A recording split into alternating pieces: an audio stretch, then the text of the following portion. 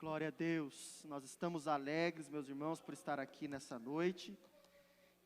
E graças a Deus, graças ao Santo Espírito, podemos continuar ainda sentindo a presença desse Deus que é tão maravilhoso e tão grande.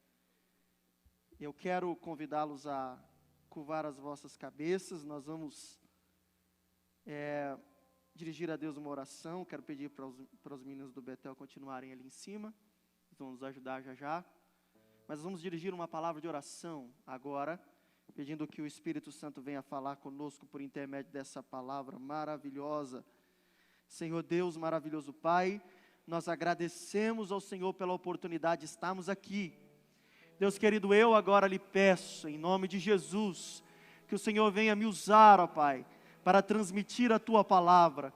Meu Pai querido, que a Tua presença seja a diferença, meu Pai querido, entre uma simples palestra e, Pai querido, um ensino totalmente voltado à Tua glória e ao ensino da Tua palavra. Em nome de Jesus, permaneça com cada um de nós e nos ajude, ó Pai. É o que eu te peço e te agradeço. Amém. Eu quero pedir que apenas as irmãs sentem-se. Quero pedir para que os homens, somente os homens, fiquem em pés. Nós vamos adorar a Deus. Queria pedir lá para alguém lá da mídia colocar, por favor, o hino no telão, rapidamente. O hino de número 212. E eu quero cantar somente com os homens esse hino. Esse hino vai dizer muito a respeito do que nós iremos ministrar aqui. Só que eu quero que apenas aqueles que se acham guerreiros do Senhor, desse poderoso exército, cantem em alta voz. No exército brasileiro ou qualquer outro exército, há um grito de guerra, né? Há um canto de guerra, e esse canto ele é proferido ou cantado a plenos pulmões, de maneira que aquele que não canta ou aquele que não grita realmente não demonstra o seu amor pela pátria. E hoje aquele que não demonstrar o seu amor por esse exército que nós nos alistamos, ele vai cantar bem baixinho. Mas aquele que ama o reino de Deus, aguarda a sua chegada e faz tudo o que é possível para conquistar esse reino e para vencer as batalhas, hoje você vai dar prova através desse louvor. Vamos cantar juntos? Quero pedir para os meninos nos ajudar ali. Vamos cantar? Isso, olha lá. A letra está ali. Todos podem cantar juntos. Vamos no 3. 1, 2, 3 e...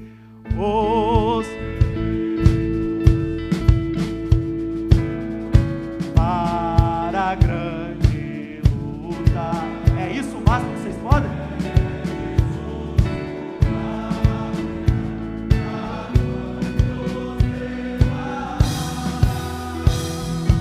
A milícia dos gemidos marcha em luta.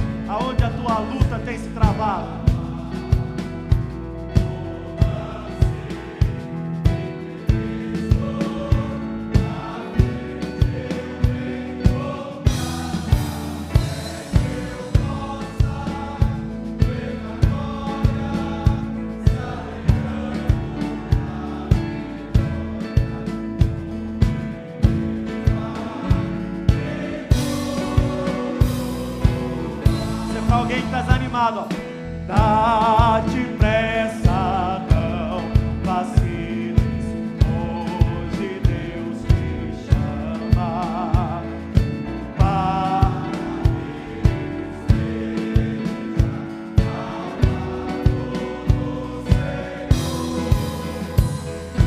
entra na batalha. É onde Deus quer você lutando. Deus não quer ver você lutando no quartel-general. É aonde a batalha está acontecendo.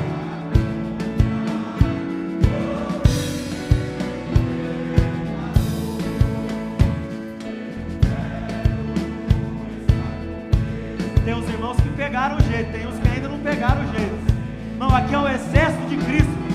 Aqui não é brincadeira, aqui só se alistam os verdadeiros soldados, prontos a morrer por esse Senhor. Então por isso nós damos a vida por Ele. Por isso nós estamos aqui para entregar para Ele o que nós temos e aquilo que nós nem temos. Hoje nós estamos aqui para servir esse Senhor.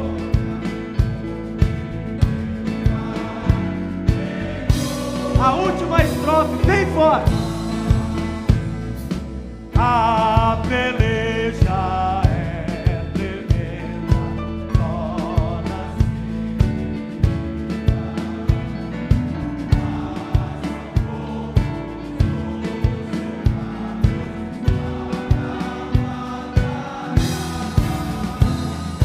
só vem libertar as fomes. É para isso que Deus te chama.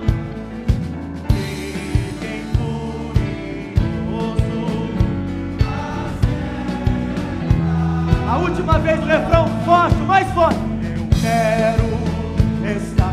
Isso, igreja. Isso, homens de Deus.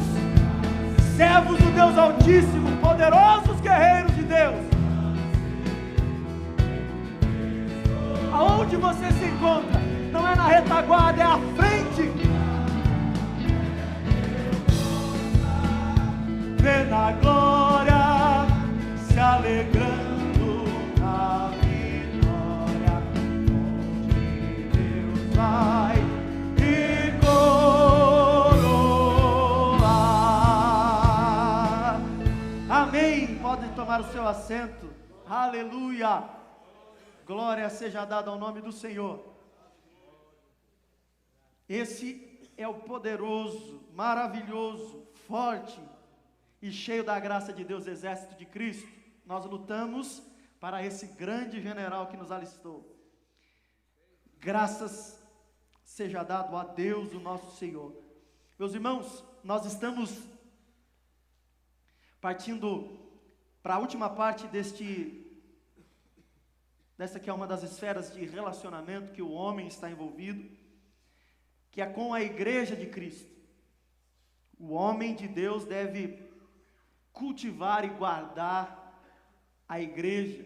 E nós vimos na semana passada como se dá o cultivo, o desenvolvimento, como se dá a construção, a edificação da igreja através do ministério de cada homem que Deus o chamou para participar desta igreja. Hoje nós iremos entender qual é a função de cada homem de Deus em guardar a igreja e do que ele deve guardar essa igreja. A primeira coisa que eu quero tornar clara a vocês é que guardar trata-se de proteger, e guardar a igreja significa exatamente isso, proteger a igreja de Cristo. E todo homem, ele é chamado para esse papel. Além de você edificar por meio da palavra, de você desenvolver a igreja, desenvolver o seu ministério, que é simplesmente o mais importante dentro da igreja de Cristo, que ela ser construída e desenvolvida pela palavra de Deus, você também tem o dever de proteger a igreja de Cristo contra os diversos inimigos que essa igreja tem. E esse é o seu papel como homem. Eu gostaria de perguntar a alguma irmã que queira se manifestar, a seguinte pergunta: o que passa na sua cabeça, o que vem à sua cabeça, a primeira coisa, quando se fala que tal pessoa é um homem de Deus? Alguém quer compartilhar conosco? Alguma mulher que aqui está?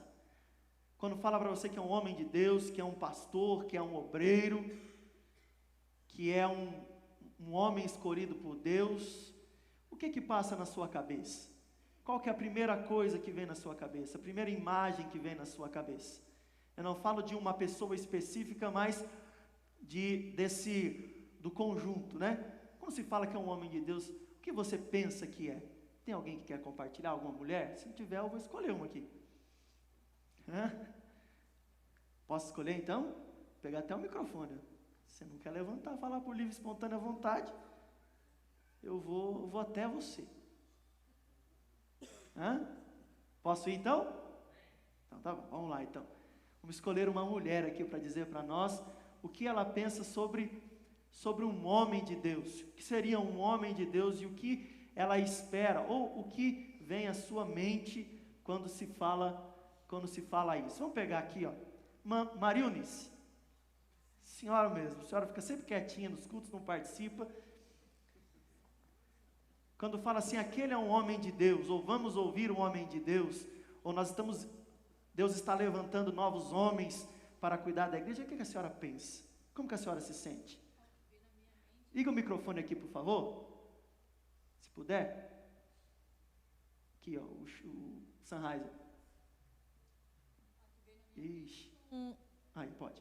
Um homem cheio de fé, temente, correto, íntegro, é isso que vem na mente da gente. É isso que vem. Quando fala que um homem de Deus está naquele lugar, você já pensa assim, um homem que anda em retidão, um homem de fé, um homem que protege os preceitos bíblicos. Isso mesmo. E eu acredito, irmãos, que para nós, ouvindo de uma mulher, e há tanto tempo, quanto tempo a senhora aceitou Jesus já? 28 anos, quase a minha idade, né? Quase a minha idade.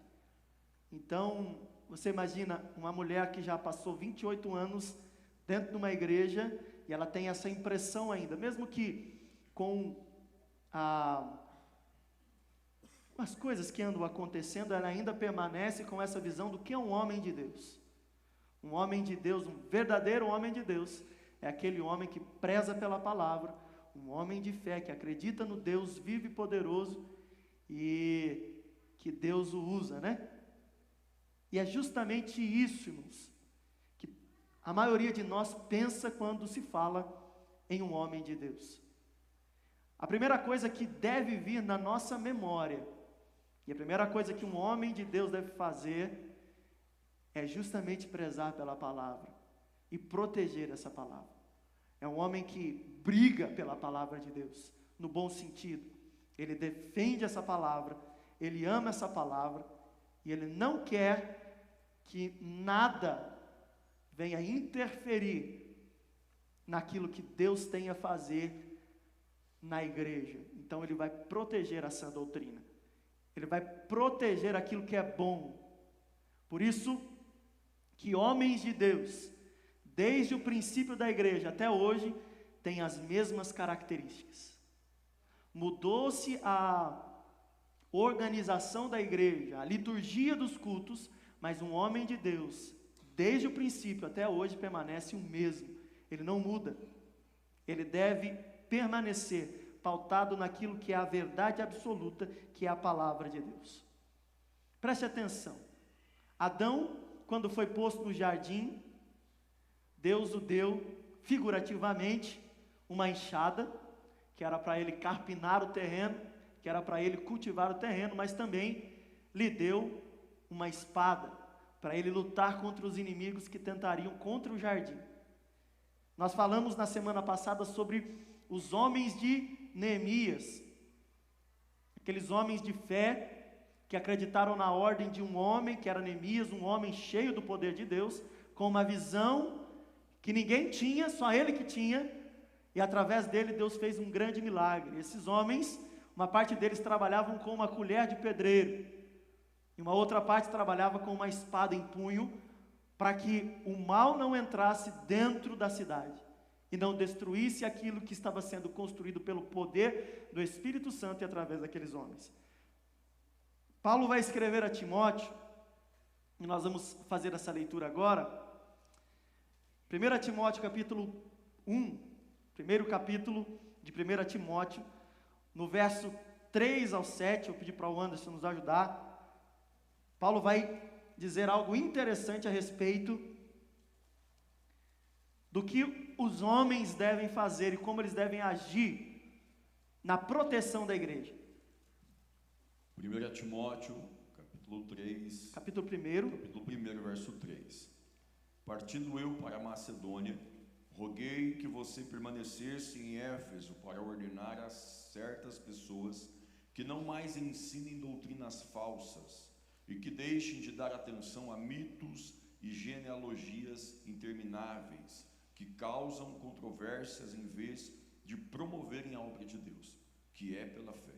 O objetivo desta instrução é o amor que procede de um coração puro, de uma boa consciência e de uma fé sincera. Alguns se desviaram dessas coisas, voltando-se para discussões inúteis, querendo ser mestres da lei, quando não compreendem nem o que dizem, nem as coisas acerca das quais fazem afirmações tão categóricas. Paulo está falando que ele deixa Timóteo. Timóteo era um jovem líder da igreja naquele momento. E Paulo vai enxergar nele um homem de Deus, independente da idade. Deus havia separado Timóteo para essa obra e havia colocado nele o amor pela palavra e uma porção do Espírito Santo sobre a sua vida. E ele vai deixar Timóteo, aqui vai dizer que ele deixou Timóteo na cidade de Éfeso, para que Timóteo, o homem de Deus, pudesse defender a igreja do quê? Dos falsos ensinamentos, daqueles homens que estavam tentando perverter a palavra de Deus e tentando desvirtuar as pessoas da igreja de Éfeso. Paulo tinha que continuar fazendo a obra de evangelização dele, mas ele deixa um homem de Deus naquela cidade, naquela igreja, para que ele continue blindando e protegendo a igreja, para que ela não sofresse influência do maligno e nem dos homens que tentavam desvirtuar a palavra de Deus. A importância de um homem de Deus é incalculável, irmãos. A igreja de Éfeso havia sido, constantemente estava sendo educada, ensinada por Paulo, mas ela corria riscos, e riscos tremendos, porque Paulo, ao sair da igreja, ele não mais ficava com a sua mão, com a sua bênção pastoral ali, e ele tinha que deixar alguém com o mesmo espírito, com a mesma visão, com o mesmo amor pela palavra, para que a igreja não sofresse influências malignas, influências de pessoas estranhas, de falsos profetas, de homens usados pelo espírito das trevas, que vinham contra a igreja. Isso é fato. Desde quando o mundo é mundo, isso acontece. Eu quero dizer para você, irmão que aqui está, que é seu dever proteger a igreja. É o seu dever não deixar que, assim como Paulo colocou um Timóteo, Timóteo estava lá para proteger a igreja, você também esteja protegendo a igreja de Cristo. Nós devemos, como homens de Deus, proteger a prática da igreja. E a prática da igreja não consiste em apenas a liturgia do culto, os cultos, as reuniões de oração, não consiste apenas nos ensaios, essas coisas. A prática da igreja é tudo aquilo que envolve a espiritualidade da igreja. Você deve proteger a igreja contra os inimigos da oração. Você deve proteger a igreja contra os inimigos da palavra. Você deve proteger a igreja contra os inimigos da comunhão. Você deve proteger a igreja contra os inimigos da manifestação do Espírito Santo na igreja. É seu dever, é meu dever, é nosso dever proteger a igreja. Nós devemos garantir, nós homens, devemos garantir o bem-estar espiritual de toda pessoa que aqui está na igreja. Você sabia disso? Se há uma pessoa que aqui entrou perturbada, foi liberta pelo poder do Espírito Santo, nós devemos garantir que ela permaneça em comunhão com o Espírito Santo, sendo ensinada pela palavra, sendo edificada pela palavra, e que ninguém toque na alma daquela pessoa, para poder tirá-la no nosso meio. Isso é uma tarefa muito séria, porque o próprio Jesus vai dizer que surgirão homens que enganarão, surgirão homens que conduzirão muitos à perdição. Cabe a nós, irmãos, e aqui eu vou dizer, não no sentido literal, mas cabe a nós, homens dessa igreja, homens cheios do poder de Deus, que prezam pela palavra, eliminarmos tais pessoas no nosso meio. Pastor, mas nós devemos pregar o amor? Devemos pregar o amor e pregamos sim, mas a palavra de Deus também vai nos advertir quanto aos lobos no meio do rebanho. Lobo, irmão, você não trata com amor, lobo você chispa, lobo você expulsa, porque lobo causa ferimentos e dores às ovelhas do Senhor. Lobos trazem morte, lobos trazem sangramentos, feridas profundas, escoriações e até mesmo deixam as ovelhas aleijadas. Mas nós, como bons homens de Deus que prezam por essa palavra, devemos proteger o bom rebanho de Cristo, principalmente nós que somos pastores e presbíteros. Nós temos essa responsabilidade. Você imagina se nós, como homens de Deus, permanecêssemos sempre fazendo isso? Na igreja, irmão, eu te garanto, na igreja não entraria ou não se criaria determinados tipos de ensinamentos malignos, coisas que vêm para afrontar a nossa fé e afrontar até mesmo a palavra de Deus. Muitas pessoas têm usado a experiência particular deles para criar doutrinas que não são bíblicas. E doutrina, entenda quando eu falo doutrina, que doutrinas são ensinamentos. Doutrinas são princípios que regem a nossa vida com Cristo, a maneira como nós devemos agir. Tem pessoas que vêm aqui, irmãos, e subliminarmente implantam as suas experiências particulares e colocam como doutrinas da palavra de Deus. Pessoas que falam, eu fui arrebatado ao céu, ou fui arrebatado ao inferno, e Deus me mostrou tal e tal coisa, e pessoas ficam temerosas quanto a isso. Irmão, tudo o que nós temos que saber a respeito de céu, a respeito de inferno, está contido na palavra de Deus. Aquilo que é experiência particular não deve ser levado como doutrina, não deve ser levado como ensinamento. Muitas pessoas ficam com medo, às vezes uma pessoa fala assim, Deus me levou para o inferno e mostrou coisa. Irmão, imagina Deus levar você para o inferno, irmão. Deus quer ver você distante de lá, Deus quer mostrar para você as belezas que Ele tem reservado para você nas mansões celestiais. Pode ser que mostre, pode ser sim.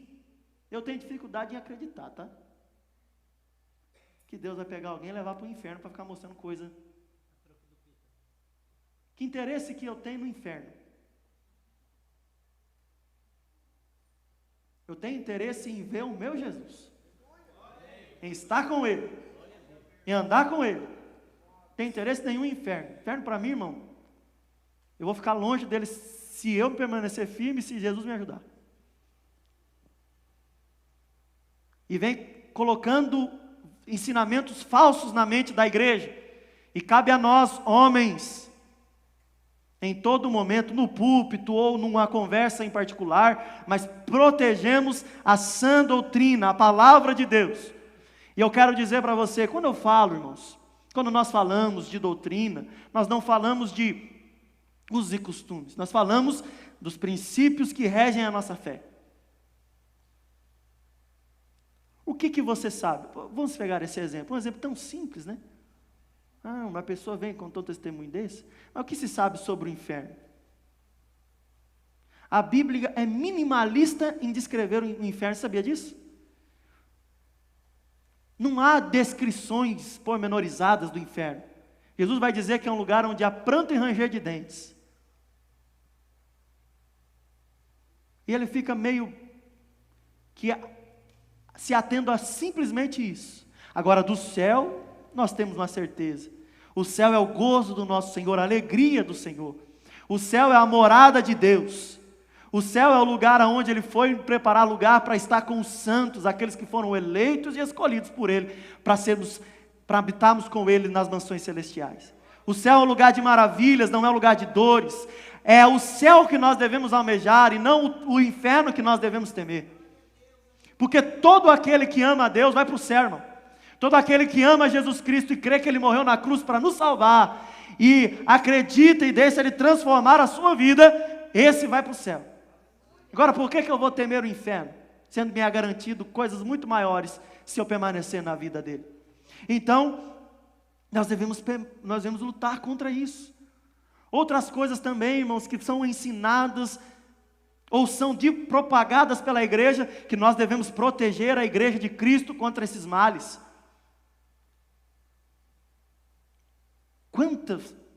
Quantas heresias já foram pregadas nos nossos altares?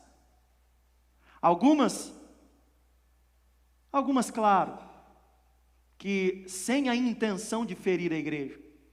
Às vezes por um equívoco, às vezes por uma falta de entendimento, mas algumas com o intuito de distorcer a mente dos irmãos. E no mundo que nós estamos, preste bem atenção no que eu vou dizer, no mundo onde nós estamos, e você percebe isso, onde o errado é louvado, e você sabe disso, onde o que é errado se tem mais destaque, onde aqueles que defendem a palavra de Deus são tidos como julgadores, são tidos como terríveis homens, hipócritas e tudo mais. Aquele que pratica e vive no pecado é a pessoa que deve ser tolerada, amada, aceita do jeito que é. Irmãos, nós amamos as almas, mas nós odiamos o pecado. Porque pense bem, irmão, comigo, o pecado é tudo o que nos separa de Deus. O pecado fez nós temos a vida que nós temos hoje.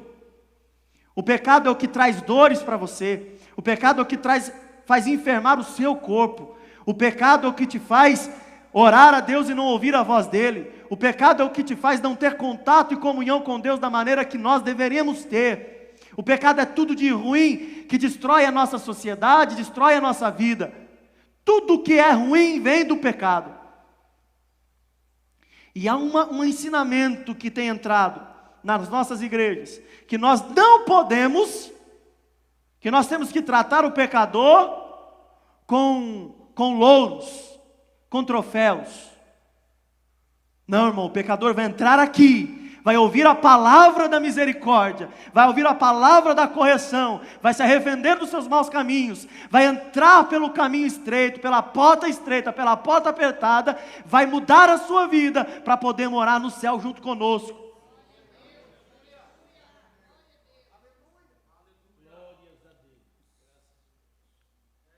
Irmão, nós não toleramos o pecado, de qualquer maneira.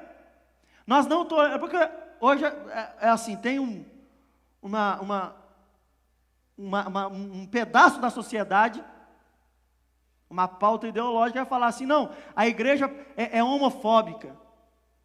Irmão, nós falamos contra o homossexualismo, nós falamos contra o adultério, nós falamos contra a fornicação, nós falamos contra a mentira, nós falamos contra a calúnia, nós falamos contra todo tipo de pecado. Nós não focamos em um e ficamos batendo só naquele, irmão. Nós focamos naquilo que é pecado, que aborrece o Espírito Santo, que habita em nós. Porque nós queremos a manifestação real dele quando a igreja estiver reunida, e o pecado afasta a presença dele, mas a união pela palavra, mas a correção pela palavra, mas a limpeza pela palavra, atrai a presença do Senhor para nós, e ele corrige a nossa vida.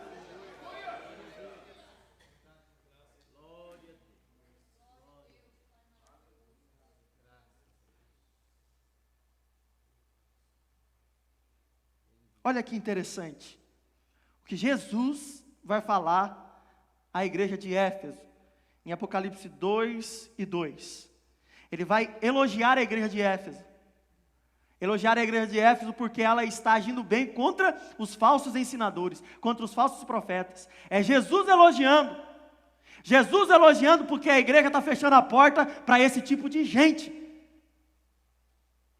Por favor, leia para nós. Apocalipse 2:2. Apocalipse 2:2. Conheço as obras que você realiza, tanto o seu esforço como a sua perseverança. Sei que você não pode suportar os maus e que pôs à prova os que se declaram apóstolos e não são, e descobriu que são mentirosos.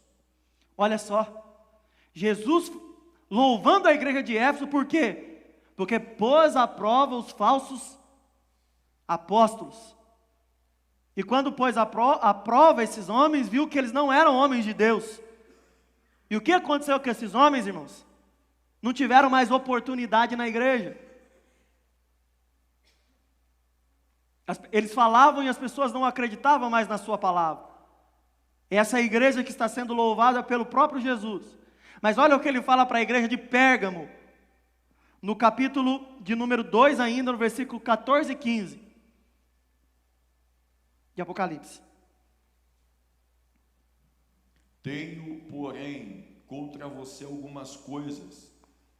Estão aí em seu meio os que sustentam a doutrina de Balaão, o qual ensinava Balaque a armar ciladas diante dos filhos de Israel, para que comessem coisas sacrificadas aos ídolos e praticassem a prostituição. Além disso, estão também aí em seu meio os que seguem a doutrina dos nicolaítas. Olha que interessante. Você lembra da história de Balaão? Balaão foi um profeta que ele é contratado para profetizar contra o povo de Deus, para amaldiçoar o povo de Deus. O problema é que toda vez que ele vai tentar amaldiçoar o povo de Deus, ele não conseguia. Ele falava o quê? Como é que eu posso amaldiçoar alguém que Deus abençoou? Por isso eu digo para você, permaneça na presença de Deus, que mesmo que tentem, não conseguirão tocar em você. Você é um ungido, você é um levantado de Deus nessa terra para poder servir a Ele. Balaão tentou 3 vezes, irmãos, e cada vez era um dinheiro maior que ofereciam a ele. Mudava-se de lugar, mudava-se de localização, mas ele tentava amaldiçoar aquele povo, e ele não conseguia. Mas um pouquinho adiante nós vamos ver uma estratégia que ele usa para justamente conseguir trazer uma grande destruição para o povo de Israel. Quando ele leva ao arraial do povo mulheres prostitutas cultuais para se deitar com os homens de Israel. E eles ali acabam cedendo, levando aquelas mulheres para suas tendas, adorando os ídolos que aquelas mulheres carregavam. E naquele momento onde eles estavam profanando a imagem de Deus, que estava caminhando com eles naquela peregrinação, Deus então se retira do meio do povo. E quando Deus se retira, uma praga terrível assola a nação. Muitos israelitas morrem. Nesse momento, Deus levanta um homem, se alguém puder me lembrar o nome dele, um dos levitas, né? E ele fere a espada um dos homens que estava levando uma lança, fere e mata um israelita juntamente com a mulher que estava levando a sua tenda para deitar-se. E Moisés levanta um número de homens e fala assim: olha, a partir de agora vocês vão exterminar todos os seus irmãos que se dobraram diante dos ídolos, que se dobraram diante dos deuses estranhos. E há uma grande perca para a nação de Israel. E é isso que Deus está falando aqui, Jesus está falando contra a igreja de Pérgamo. Vocês estão deixando esses homens entrarem dentro do meio de vocês, e eles ficam falando, ficam proferindo ensinamentos falsos, falando que não, mas isso não é problema não.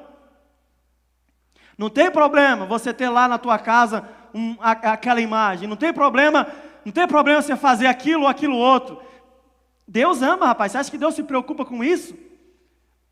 E aquelas coisas vão contaminando o coração, vão entrando sorrateiramente, e a presença do Espírito Santo vai saindo, e o inimigo vai entrando, tomando lugar, o inimigo vai fazendo morada, habitação, e daqui a pouco a pessoa é tomada pelo poder das trevas, e não consegue resistir mais ao pecado, e Deus se afasta daquela casa, Deus se afasta daquela igreja, mas em nome de Jesus, nós como homens de Deus, repreendemos esse mal e não deixamos entrar dentro da igreja que Deus designou nós para cuidarmos dela.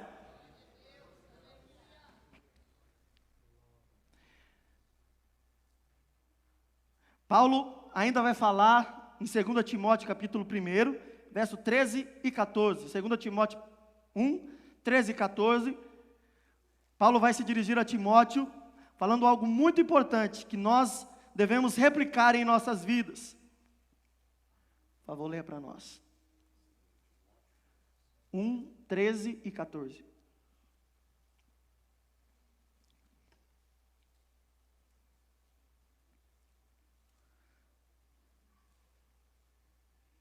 Mantenha o padrão das sãs palavras que de mim você ouviu com fé e com amor que há em Cristo Jesus.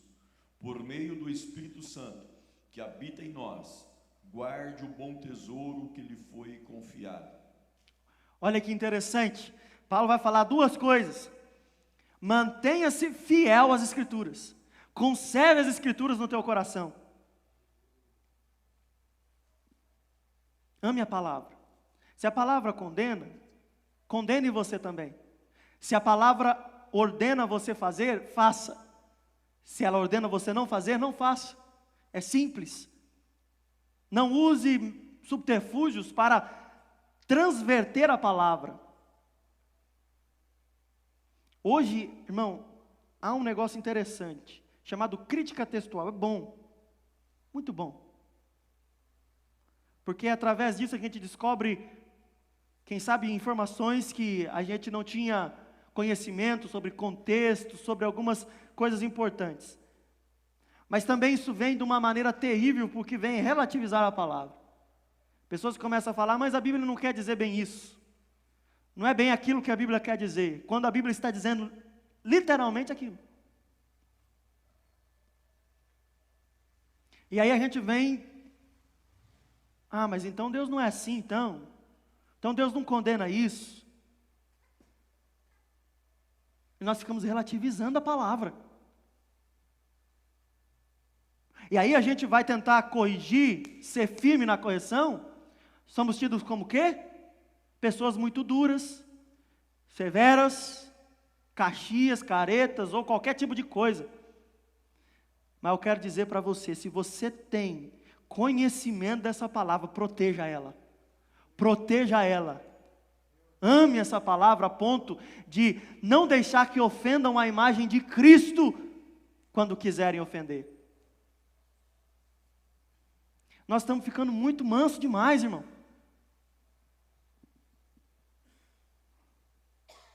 Pode me xingar, pode falar mal de mim, pode fazer o que for, irmão, é beleza, não tem problema. Não está falando nada mais, nada menos do que a verdade quando você fala qualquer coisa contra mim. Agora, falar contra a palavra de Deus, nós não podemos aceitar. Nenhum homem que aqui está deve deixar, irmãos, que menosprezem essa palavra, que relativizem essa palavra, ou que venham deturpar essa palavra. Nós devemos amá-la e protegê-la. Preste bem atenção no que é a igreja primitiva. Veja se não é um modelo estranho para nós hoje. A igreja, ela crescia em meio a uma perseguição, certo? Nós vamos ver ali, principalmente depois de 70 depois de Cristo, que a perseguição vai aumentar muito. E você vê Paulo e os pais da fé, e os crentes daquela época, eles pregando a palavra, correndo risco de morte. Você imagina, irmão, que ousadia? E o mais interessante era como eles pregavam. Eles pregavam com amor, de uma tal maneira que as pessoas se convertiam. Isso é o maior absurdo que nós podemos imaginar. Vamos supor, hoje, falar de determinado assunto é o que é ruim para a sociedade. Traz má fama, certo? Então, o que se faz? O que se faz quando se quer obter fama? O que se faz quando se quer encher uma igreja?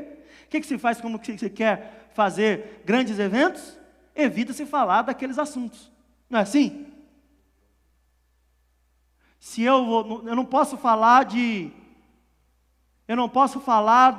da cor da pele das pessoas, então eu não vou falar da cor da pele. Eu não posso falar de que tomar refrigerante faz mal. Então eu não vou falar, porque não é o que o povo quer ouvir. Só que Paulo e os nossos irmãos daquela época, eles falavam justamente o que não podia falar. O que não podia falar? Que Cristo é o Filho de Deus. Que Cristo veio em carne, habitou entre nós, que Ele morreu, mas ressuscitou. Não podia falar isso, irmão. Porque não era o problema de você não ser aceito na sociedade. Era o problema de você morrer, de você ter a sua vida tirada dentre os vivos. Só que Paulo e os nossos irmãos continuavam pregando, não importa se fossem morrer ou permanecer vivos, eles pregavam e pregavam e pregavam e pregavam, que Cristo Jesus é o Senhor, e Ele veio para salvar o homem.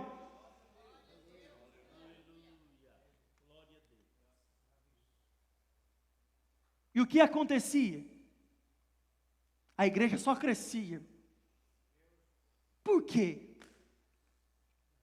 Por que, irmão, a igreja crescia? Porque, irmão, a palavra vai nos dizer: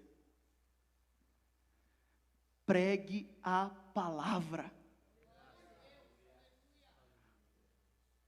Vão surgir pessoas que vão inventar fábulas, vão inventar histórias, vão inventar coisas para atrair as massas. Mas você continue pregando a palavra, porque a palavra pode ser que não seja a mais popular, mas é o que transforma. Quando a pessoa vinha, irmão, cheia de demônios, e ela chegava no culto, e estava pregando lá o apóstolo Pedro, ou pegando Paulo, e ela chegava toda possessa, e ao Paulo pregar a palavra, os demônios saíam, as enfermidades eram curadas, havia poder, porque era a palavra que era pregada. Esses homens, eles estavam, irmão, andando,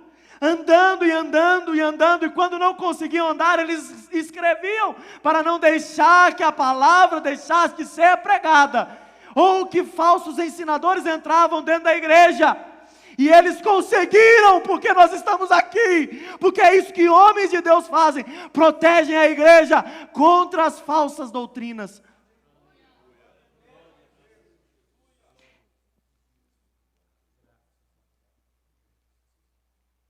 Leia então para nós o Anderson, e olha só, preste atenção, irmão. O Anderson vai ler o texto lá do Balaão, e há algo interessante que acontece aí, porque o homem que vai perfurar o israelita e a mulher, Deus vai perpetuar a descendência dele como sacerdócio eterno.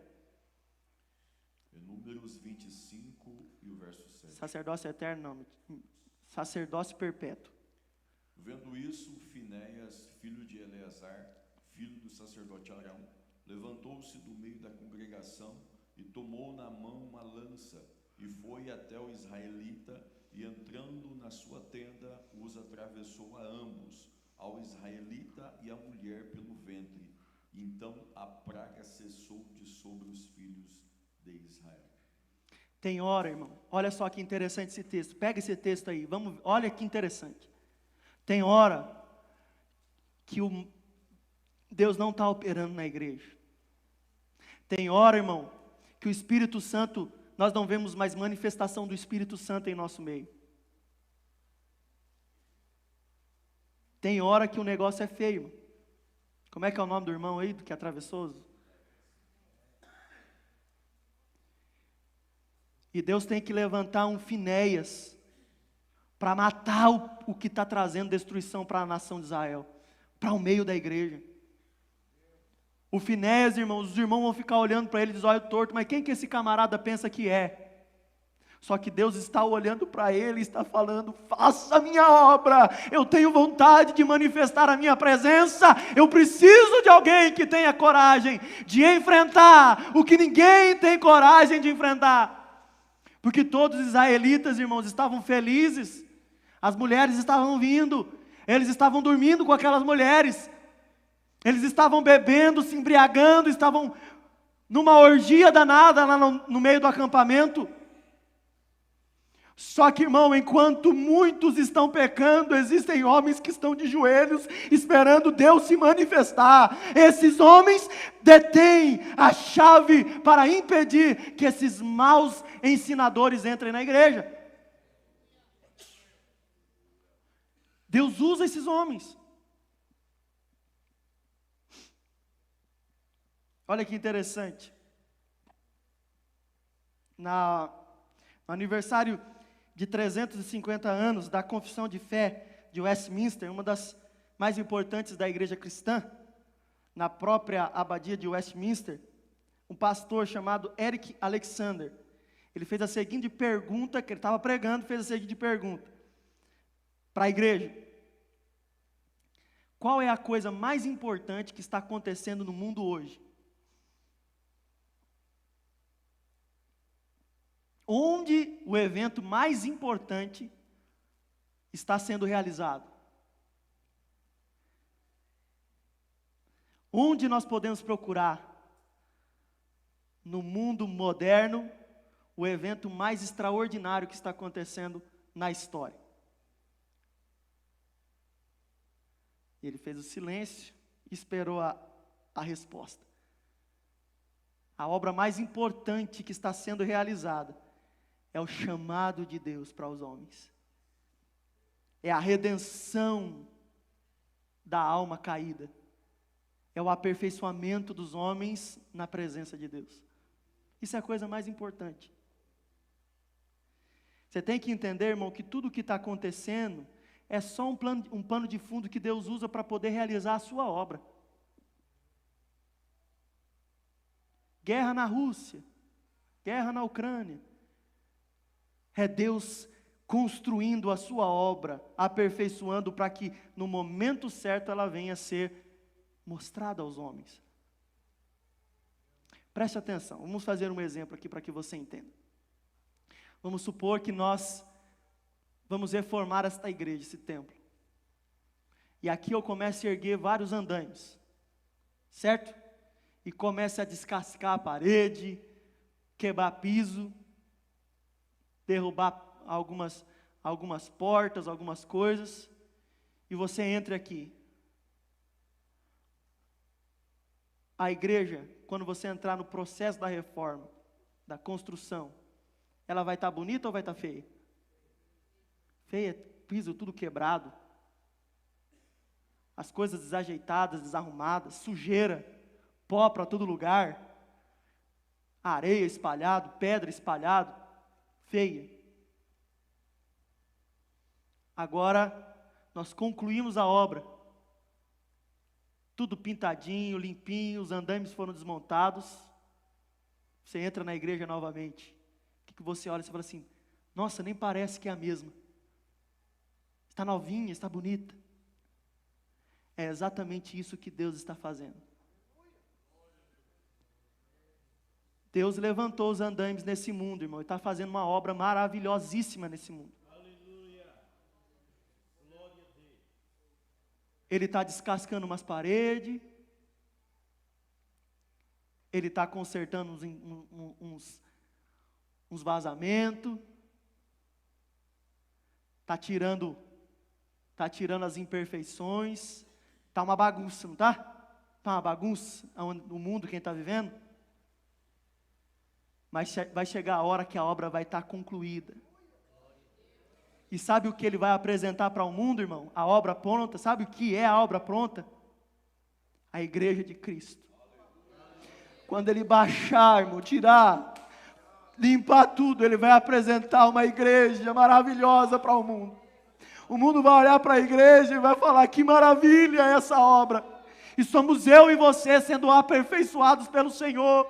O mundo pode estar um caos, o mundo pode estar virado de pernas para o ar, mas você e eu mantemos firmes porque acreditamos que Jesus está construindo uma igreja cheia da graça dEle.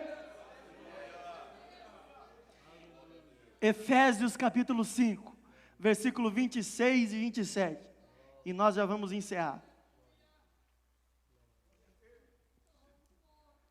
26 e 27.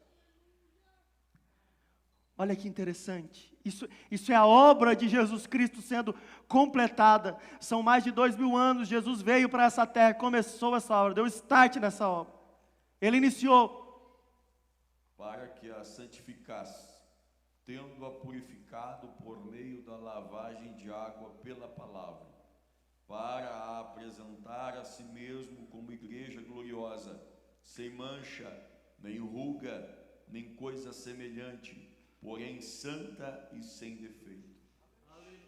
Quando a obra estiver concluída, irmão, o mundo vai olhar para a igreja, santa e irrepreensível, e vai ver o tamanho da obra que Deus tem feito. O mundo vai ver, irmão, tudo esse caos que está sendo gerado.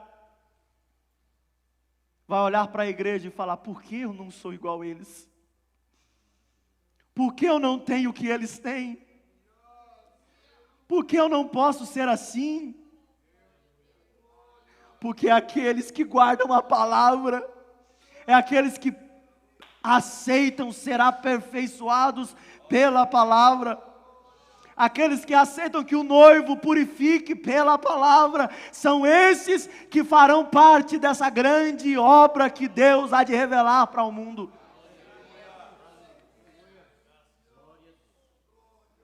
Porque ainda como diz Paulo, sobre nós, aquele que começou a boa obra, a aperfeiçoará no meio dos anos. Nós estamos sendo aperfeiçoados, mas vai chegar um dia que nós chegaremos à estatura de varões perfeitos. Amém. Irmão, nós seremos luz, irmão, verdadeiramente luz. E nós seremos, irmãos, aqueles que serão vistos pelas nações, irmãos. Nós iremos governar com o nosso Senhor. E Ele juntamente conosco irá se mostrar para esse mundo perdido em densas trevas. Eles olharão para nós e enxergarão a imagem do unigênito de Deus.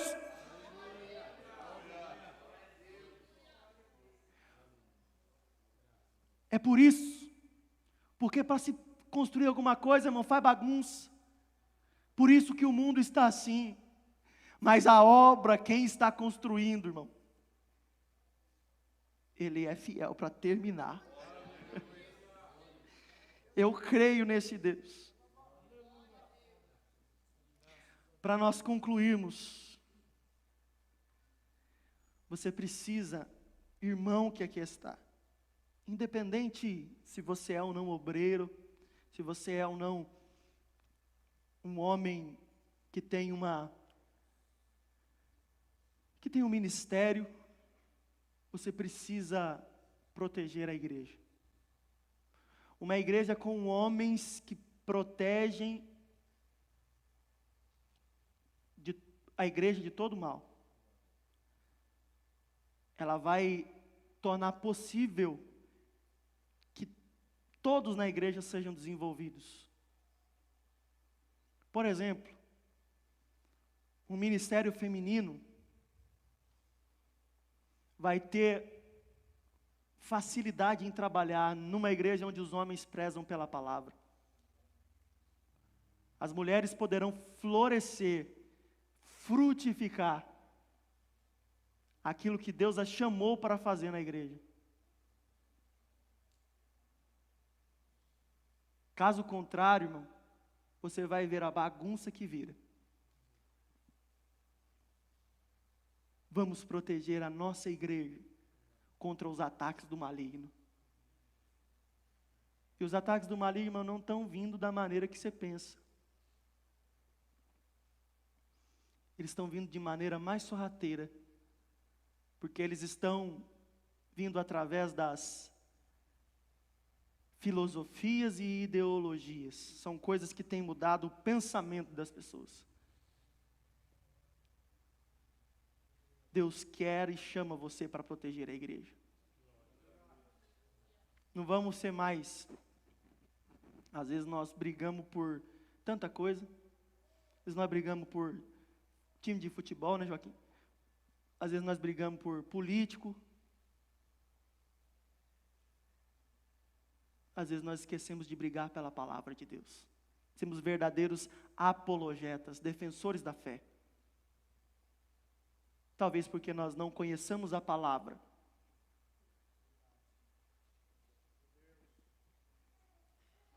Quando alguém fala alguma pataquada, irmão, alguma mentira, isso deve doer nos nossos ouvidos. E nós devemos nos levantar contra. A cobra, você tem que matar no ninho. Senão ela cresce, ela pica você. Irmão, você tem que entender uma coisa.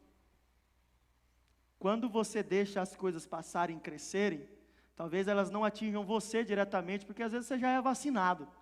Mas vão atingir os seus filhos, os filhos dos seus irmãos, a sua família, a geração posterior que irá vir. Então entenda, eu quero criar e desenvolver uma igreja que seja abençoada para o meu filho. E por último, agora por último mesmo, é dever dos homens dessa igreja, se verem que o ministério está fracassando na defesa da fé, em manter a sã doutrina, os homens dessa igreja devem se levantar e repreender o ministério. O ministério é a primeira coisa que segura a doutrina santa da palavra de Deus. Sabia disso? Mas a liderança pode falhar. Se a liderança falhar, os homens da igreja devem chamar a atenção da liderança. Isso é bíblico, isso deve acontecer, irmão. Você não deve aceitar que o ministério, que a liderança conduza a sua família para a perdição. Você não deve aceitar.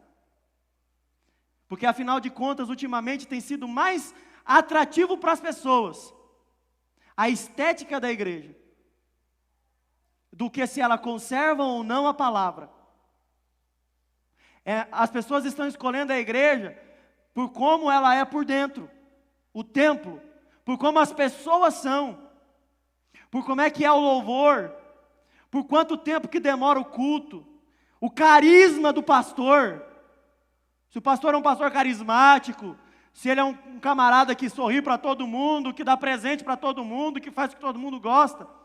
Sendo que nós deveríamos escolher uma igreja para congregar, que preza pela palavra. Se ela é feia por dentro, não importa.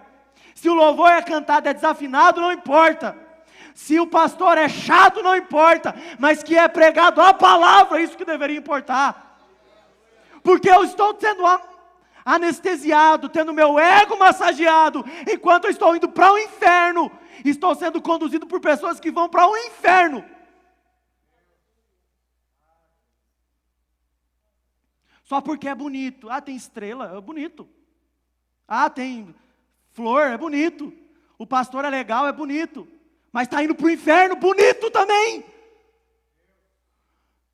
conserve a palavra e ame a palavra, ao ponto de não deixar a sua família se envolver com coisas que não condizem com a palavra. E a última instrução que eu dou para você: se um dia essa igreja que você está hoje começar a desviar-se da palavra, irmão, e você chamar a atenção e não melhorar, pega a tua mala e vai embora. Pega a tua mala e vai procurar uma igreja que preza pela palavra. Saia dessa igreja, se isso acontecer um dia. Mas enquanto essa igreja permanecer sob o controle do Espírito Santo, esteja despreocupado, porque aqui haverão homens que prezam pela palavra.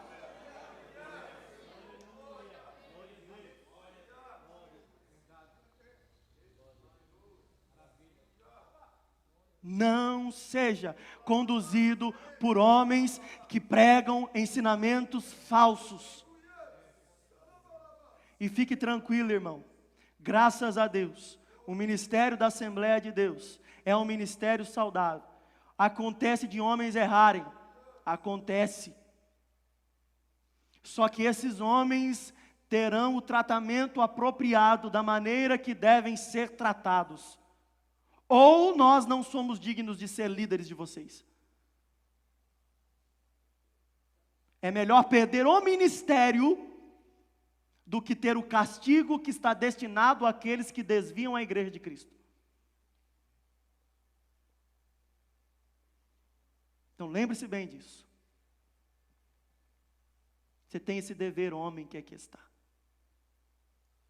Só que para isso, lembra da recomendação que eu dei semana passada: ame a palavra, aprenda a palavra, medite na palavra. Porque aí sim você pode combater esses falsos ensinadores. Amém? Vamos nos colocar em pés. Eu só quero avisá-los que neste final de semana, no sábado próximo, nós teremos aqui na igreja central culto com o Rosa de Saron, departamento feminino, departamento de oração da nossa igreja, que é comandado pelas nossas irmãs. Elas estarão aqui dirigindo este culto a partir das 20 horas. E também estará ocorrendo no Jardim IP, a partir das 20 horas, um culto evangelístico com a equipe O Mensageiro. E às 17 horas, 3 horas antes de iniciar o culto, nós estaremos ali evangelizando aquele bairro. Então você que tem vontade de ganhar almas para Jesus, de ver Deus operando, porque é ali que você vê a boca esquentar, irmão. Vá lá e pregue a palavra. Isso. Os nossos irmãos lá das igrejas da região estarão presentes lá, principalmente os irmãos do Monte Sião, estarão lá abrilhantando ainda mais este culto, evangelizando e fazendo a obra de Deus. Isso é muito bom.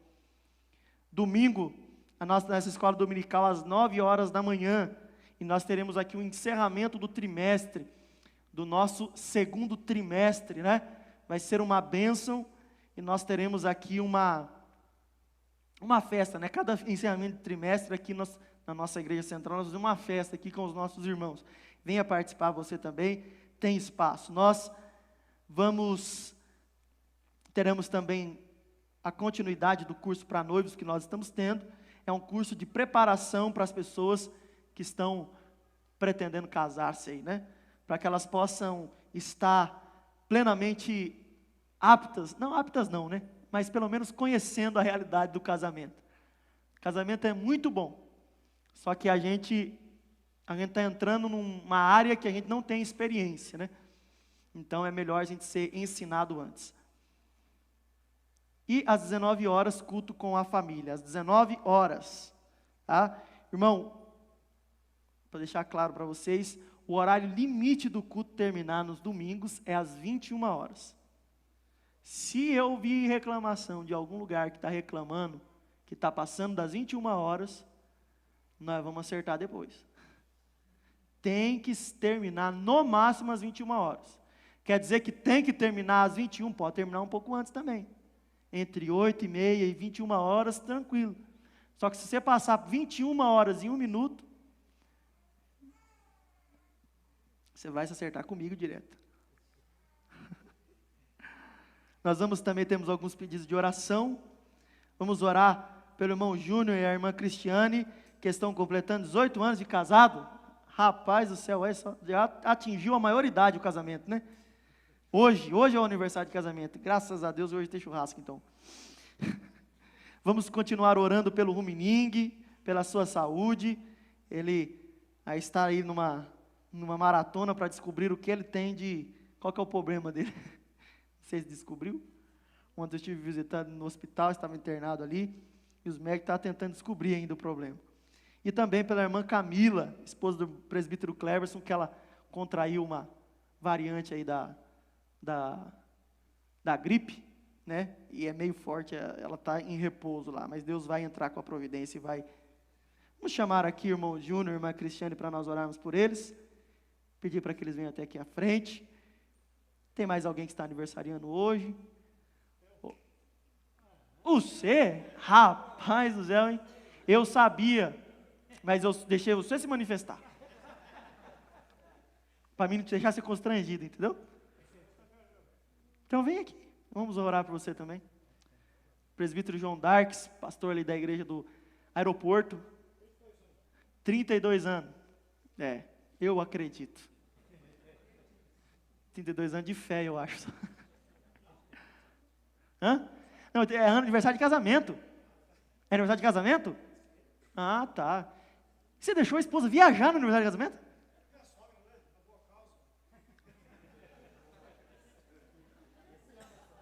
Não sei se colou essa, desculpa. Ah, tá bom. Vamos orar pelos nossos irmãos? Uma bênção, né, irmãos? Graças a Deus, Deus tem abençoado os casais da nossa igreja. 32 anos de casamento. Você casou, então, um pouquinho antes de eu nascer. Eu vou fazer 32 esse ano. Setembro. Pois é, né? Vamos orar. Estenda suas mãos. Vamos abençoar esses casais que aqui estão. Vamos pedir a Deus que encha eles com a sua presença. Senhor Deus, maravilhoso Pai, nós te agradecemos por este culto, te agradecemos por essa oportunidade. Pai querido, eu rogo ao Senhor que o Senhor venha abençoar, ó Pai, o João Darks e a Zenaide, que estão completando, meu Pai querido, 32 anos de casado. Abençoe a vida deles, o casamento deles, que eles sejam um exemplo para o Senhor. Também o Júnior, meu Pai querido, e a Cristiane, em nome de Jesus. Dê a eles, meu Pai querido, um casamento próspero, feliz, cheio da Tua presença. Em nome de Jesus, meu Pai, que eles possam ser abençoados e um exemplo, meu Pai querido, da Tua presença. Pai querido, abençoe o Rumining, abençoe também a irmã Camila. Senhor Jesus, abençoe o evangelismo sábado e todos os nossos irmãos que aqui vieram e estão presentes. Em nome de Jesus, nós, ó Pai querido, queremos te agradecer por tudo. Em nome de Jesus. Que o amor de Deus, a graça do nosso Senhor Jesus Cristo e a comunhão do Espírito Santo estejam com todos, hoje e sempre, que todos digam. Amém. Deus te abençoe, meu irmão. Uma excelente sexta-feira para você.